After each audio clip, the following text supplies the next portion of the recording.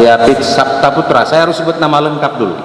Jadi yang kita hormati dari BPH Migas, ya, komite BPH Migas, ada Pak Agung, Sales Area Manager Pertamina, ada Mas Suhanda, ya, SBM, ya, Sales Business, ya, Manager di daerah kita ini. Kamu amanami nanami. Di sini konsumsi BBM tidak hanya untuk transportasi, ya, seperti truk, mobil, sepeda motor, tapi yang paling penting adalah BBM untuk alutsista, alat-alat pertanian, traktor, apalagi daerah kita sekarang menjadi kontributor utama untuk penghasilan negara. Dan kami juga lagi memberikan misi tidak, ya, saya sampai 2 hari lalu membawa tugas memberikan misi bertiga program yang itu menggunakan BBM. Ya, daerah kami ini bukan daerah perkebunan, tapi adalah daerah ladang, daerah pertanian. 90% masyarakat itu petani, hortikultura, ya, 70% hortikultura yang ada di pasar Keramat Jati, yang ada di pasar induk Tangerang, yang ada di pasar induk Palembang, sampai batas masyarakat dari sini. Selain daerah ini juga ada daerah kaya, tapi di belakang ada kita. Nah, persoalannya adalah pasca kita dan perangkatan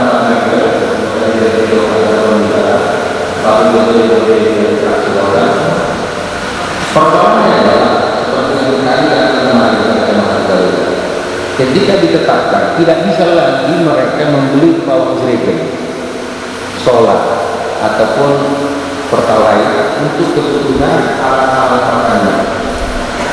Jadi saya menemukan kemarin di kecamatan Garuda. Kecamatan Garuda ini tidak ada SPB, tidak dibilang kita dalam pemilu. Jadi selama ini mereka membeli BBM untuk kebutuhan alutsista itu harus menempuh 60 km dengan jalan yang rusak. Kayak begitu mereka sampai di Sorong yang di sini, SPB ini ada di Sorong, mereka beli BBM di sini untuk kebutuhan alutsista tersebut. Begitu sampai di sini, SPB ini menjawab bahwa tidak boleh lagi berpolitik lagi dalam BBM. Padahal mereka membeli untuk kebutuhan traktor, alat menjadi dan sebagainya, perangkat macam-macam. Yang mereka beli juga tidak besar saja. Paling satu beli yang kurang sulit. Ya. Mereka sampai di sini sudah menempuh 60 km. Ternyata tidak boleh. Mereka harus kembali lagi ke Kecamatan Garuga, dan saya yakin banyak kecamatan lain, tidak hanya Kecamatan Garuga, ada Pangaribuan, ada yang macam-macam, termasuk juga di Parlilitan, di kampungnya Sironi, persoalannya sama, ya. Nah, artinya inilah di dapil saya ini, Pak Yapit Saputra, esensi daripada pertemuan kita hari ini yang saya temukan di lapangan, ya. Kalau ketika ada persoalan di daerah lain, antri truk dan lain sebagainya, yang terjadi di daerah kami ini bukan itu persoalannya. Persoalan utama adalah kebutuhan BBM terhadap asintan para petani. Jadi si ibu tadi menceritakan kepada saya dicegat Pak di tengah jalan.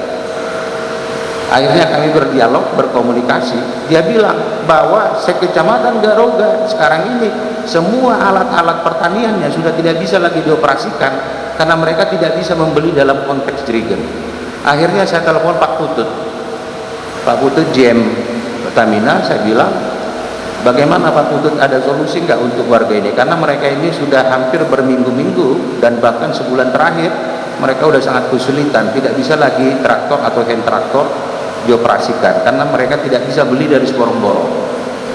Nah, Pak Putut menyarankan supaya ada surat pengantar desa, supaya mereka nanti ketika membeli ke Sporong-Borong atau ke Tarutung, mereka bisa menggunakan surat itu walaupun dengan membawa jerigen.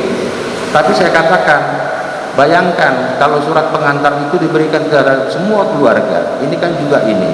Lalu saya bilang, Pak Putut, tolong diinstruksikan semua SPBU di wilayah ini, jika ada nanti masyarakat menggunakan surat dari kepala desa, maka orang tersebut bisa membeli walaupun bawa jerigen.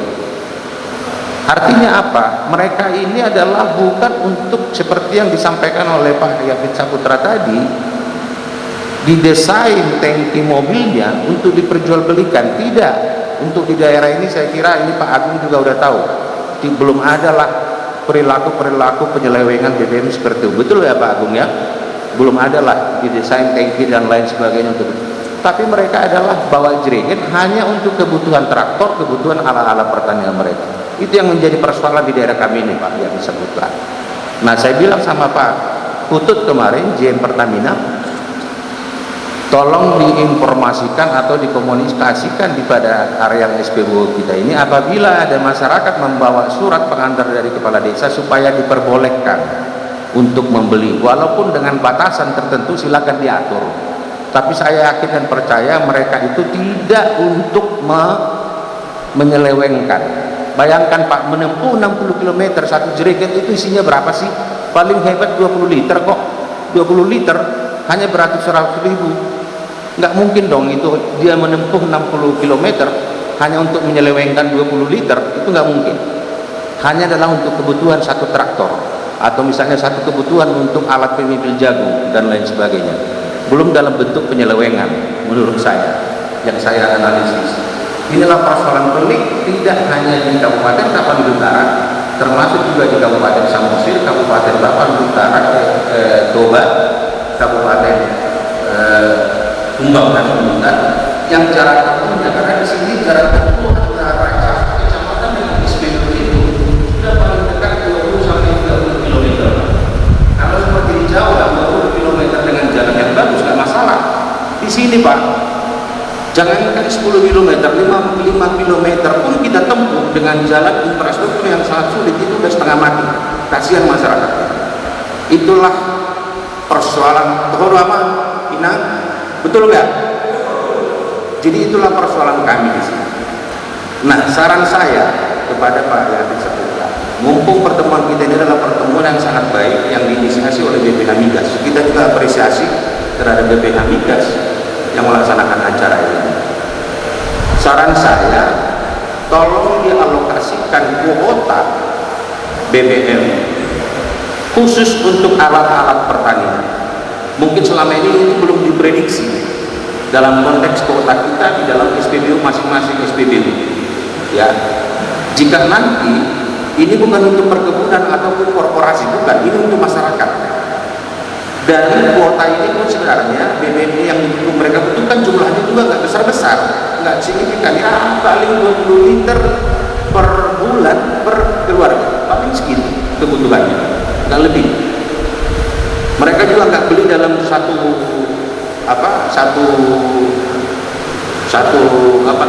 drum, paling pakai jerigen, paling 20 liter belanjanya mereka.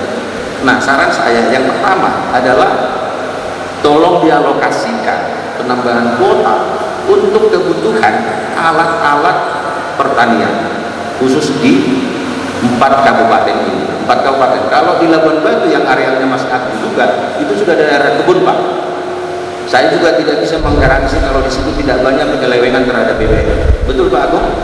Ya, kalau di situ. Tapi yang 4 kabupaten ini bukan areal perkebunan, tapi areal pertanian warga, ladang, yang ketergantungan hidup mereka adalah terhadap alat-alat pertanian. Dan siklusnya, kalau sampai mereka ini terganggu yang diakibatkan oleh distribusi BBM yang bermasalah, bukan hanya mereka yang sangat terganggu siklusnya, tapi adalah produk-produk hortikultura yang mereka bawa ke Jawa. Bapak tahu nggak, yang namanya cabai dari sini tuh datang ke Sulawesi sampai ke Makassar, sampai ke daerah-daerah lain, baik cabai, pokoknya kol dan lain sebagainya. Jadi mata rantai atau siklus daripada jika mereka terganggu itu sangat panjang, bukan hanya mereka. sementara kuota BBM yang mereka butuhkan juga tidak terlalu besar ya. Nah ini tolong diperhatikan. Yang kedua, saran saya, kalau bisa nanti BPH Migas ataupun Pertamina mengeluarkan satu kartu atau kartu yang apabila kartu ini diberikan kepada mereka, tapi peruntukannya adalah untuk konsumsi BBM untuk alat-alat pertanian, bukan untuk truk dan lain sebagainya. Jadi kartu ini mereka bisa pakai ke SPBU sehingga mereka bisa membeli BBM di masing-masing SPBU dengan menggunakan jerigen ya, tidak dengan menggunakan tangki, jika hanya menunjukkan kartu itu. Nah, saya nggak tahu nanti secara teknis apakah Pertamina yang menerbitkan kartu ini ataupun BPH Migas, tapi kemudian kartu ini hanya dapat digunakan untuk membeli BBM untuk keperluan alat-alat pertanian. Itu sangat penting Pak ininya. Nah, itulah persoalan yang paling utama di daerah ini, khususnya 4 kabupaten ini. Mumpung ada komite BPH Migas di sini, mumpung ada Pertamina di sini, ini juga harus saya mewakili mereka semua, mewakili warga. Kalau bisa kita tuntaskan ini. Contoh misalnya karena ini menyambut juga Idul Fitri, ya, sangat terkait terhadap persiapan. Nah, kemarin masih di kecamatan yang sama. Bapak tahu nggak kok apa di menyambut Idul Fitri ini apa namanya yang kemarin Pak Labas, buah apa itu? Kolang kaling di Garuga, Pak. Dari situ Pak semua kolang kaling Pak. Tapi sekarang terganggu karena mengangkut itu ke sini udah nggak bisa lagi dibawa kolang kaling. Jadi ini siklus mata rantainya. Ada pun kolang kaling di Medan sampai ke Pekanbaru itu datangnya dari situ. Ada Pak Regulator kan juga ada kolang kaling yang dari pohon aren itu. Sampai saya ditunjukkan Pak, ada videonya semua. Sangat terganggu. Ini kaitannya terhadap Idul Fitri. Kalau mereka terganggu, ya kebutuhan kolang kaling pun sampai ke Medan, ke Pekanbaru dan lain sebagainya, pasti akan terganggu hanya karena 5-10 liter BBM. Bayangkan Pak, ini itulah esensi. Nah, saran saya tadi yang paling ini adalah tolong dibikin kartu aja, kartu khusus yang dapat digunakan untuk membeli untuk kebutuhan alsintan, alat-alat pertanian daripada masyarakat. Itu yang paling penting di daerah ini, ya. Betul nggak semua teman-teman Bapak Ibu? Betul ya. Nah, jadi kalau soal penyelewengan seperti yang diceritakan oleh Komite BPH Migas di sini di daerah ini, saya akui ya, pelaku SPBU pun di sini belum berpikir ke arah sana untuk melakukan penyelewengan. Itu Pak Agung udah tahu lah di daerah sini. Belum untuk itu yang terpikirkan oleh mereka. Misalnya mendesain sebuah tangki yang sangat besar lalu kemudian hasilnya diperjualbelikan. Saya belum pernah menemukan itu di daerah kami. Di daerah sini belum ada penyelewengan. Yang paling pokok persoalan adalah bagaimana kebutuhan BBM untuk alat-alat pertanian kita. Nah, yang ketiga Pak, kemarin Pak Agung tadi sudah Pak Putra tadi sudah menyinggung melihat jagung perjalanan dari Dalige di sini. Bapak tahu nggak? Setelah kami dorong ini, setelah pemerintah stop impor jagung, ya, kami dalam waktu 8 bulan terakhir ini sampai kemarin kami itu memberikan kurang lebih sudah ratusan Pak mesin unit pemijul jagung, dan semuanya ini adalah menggunakan BBM. Terakhir kemarin di Kabupaten Toba, kemarinnya lagi kami bagikan 75 unit. Di Samosir sebelumnya bantuan dari PLN kami berikan kurang lebih sekitar 50 unit. Di Bumbang bantuan dari BRI 50 unit. Bayangkan mereka datang ke saya, Pak, alat ini sangat bagus. Di harga jagung sekarang 4.000, kesejahteraan kami naik karena harga jagung naik. Yang tadinya hanya 2.000 kami bisa menjual di angka 4.500 sampai 5.000 perak.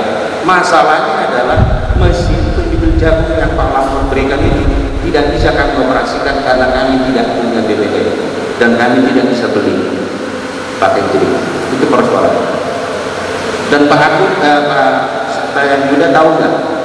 Hanya Kabupaten Tobaja itu 17.000 hektar hanya jagung.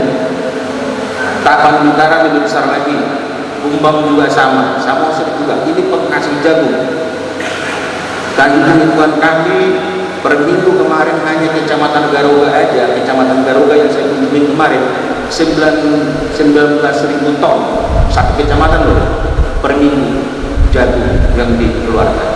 Inilah semua yang terganggu, dan pemerintah sekarang sudah menetapkan stok impor jagung untuk memenuhi kebutuhan nasional daerah ini, juga mempunyai tanggung jawab kebutuhan nasional jagung. Maksud saya adalah jangan sampai program pemerintah yang sudah stok impor jagung ini terganggu hanya karena masalah yang sangat sederhana tersebut. Tolong ini menjadi catatan terhadap BPH Migas dan Pertamina. Ya, saya yakin ada solusi lah yang bisa kita hasilkan dari pertemuan ini nantinya terkait masalah itu, sehingga saya pun yang setiap hari bersentuhan dengan masyarakat, saya bisa sampaikan bahwa solusi tersebut sudah bisa kita atasi dan mereka sudah bisa melakukan aktivitas pertanian dengan baik tanpa terhambat oleh masalah yang sangat sepele menurut kita, tapi bagi mereka itu adalah masalah yang sangat berat yang tidak bisa mereka selesaikan dengan cara sendiri. Bayangkan kalau seorang ibu-ibu mencegat saya di tengah jalan, itu berarti udah lebih dari panic buying yang diceritakan oleh Pak Serta itu. Sudah lebih dari itu, berarti itu sudah sangat klimaks. Ini saya dicegat di tengah jalan. Jadi saya sangat mohon bahwa kalau ini kita bisa selesaikan, sama saja kita sudah membantu masyarakat kecil, masyarakat petani yang multiplier efek hasil daripada aktivitas pertanian mereka itu yang sampai ke Jawa dan daerah lain. Hanya itu aja.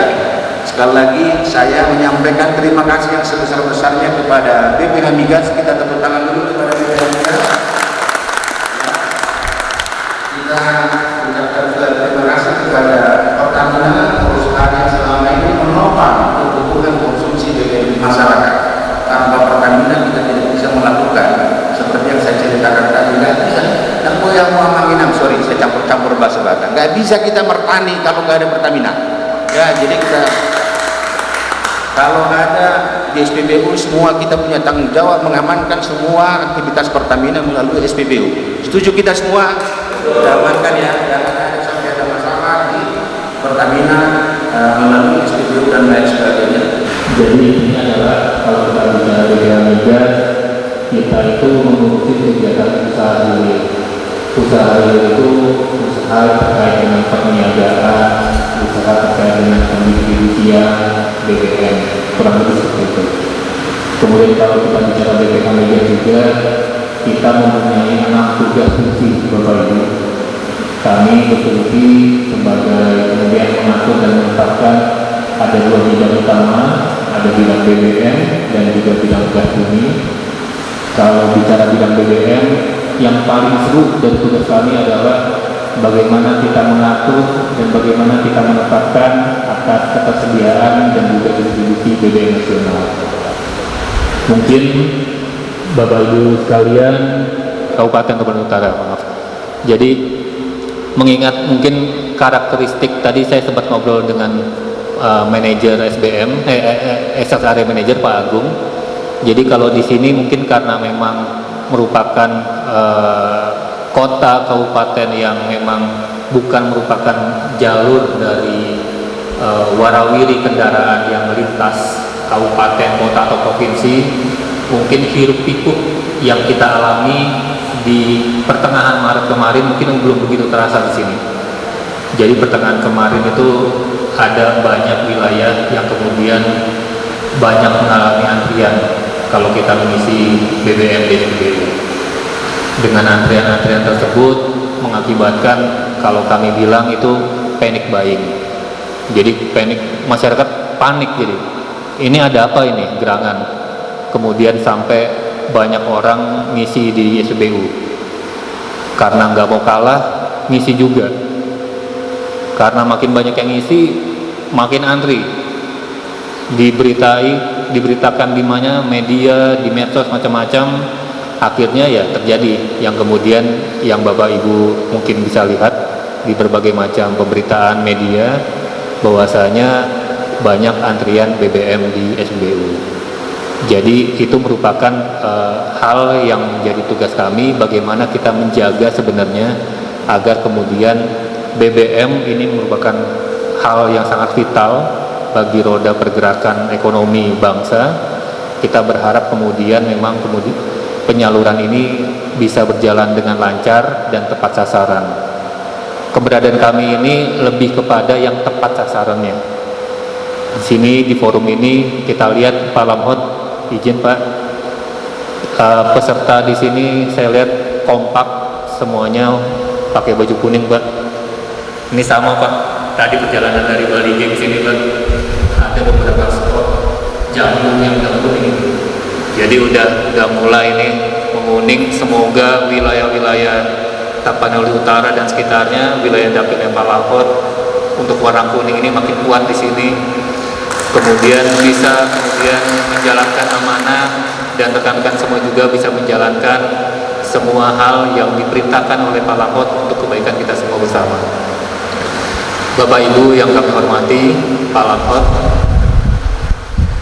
BPH Mega juga senantiasa untuk menjalankan atau mengimplementasikan sila kelima, keadilan sosial bagi seluruh rakyat Indonesia. Itu kami berpikir keras bagaimana kita yang tadi mendistribusikan BBM itu tepat sasaran dan menjangkau semua lini masyarakat yang ada di Indonesia. Kita bersyukur kita mempunyai pemerintah, kita mempunyai presiden yang mempunyai visi yang baik, yang sangat baik terkait kemudian bagaimana mendistribusikan BBM itu sampai ke wilayah paling kecil dengan harga yang memang sama seluruh Indonesia. Karenanya maka dari tahun 2017 pemerintah, Pertamina, kami Migas menjalankan, menggawangi proyek besar yang namanya BBM Satu Harga. Jadi kita harap kemudian BBM Satu Harga ini merupakan proyek besar yang kemudian bisa mengimplementasikan secara besar nilai-nilai yang ada terkandung di dalam sila kelima keadilan sosial bagi seluruh rakyat Indonesia. Bapak Ibu yang kami hormati, kami juga minta tolong terkait dengan acara ini. Selain sosialisasi, kami kemudian coba menghantarkan beberapa hal terkait dengan tugas dan fungsi BPH Migas. Kami juga mungkin dalam kesempatan ini minta tolong juga terkait dalam rangka pengawasan. Jadi barang yang kemudian kita distribusikan dan kita inginkan masyarakat itu mendapatkan adalah barang-barang yang mendapatkan subsidi. Barang-barang subsidi ini barang-barang yang memang dibutuhkan oleh masyarakat, dan masyarakat yang kemudian menggunakannya juga adalah masyarakat khusus, bukan masyarakat umum. Jadi nggak semua kemudian masyarakat itu bisa menikmati barang BBM yang bersubsidi. Jadi ada solar, saya sebut saja.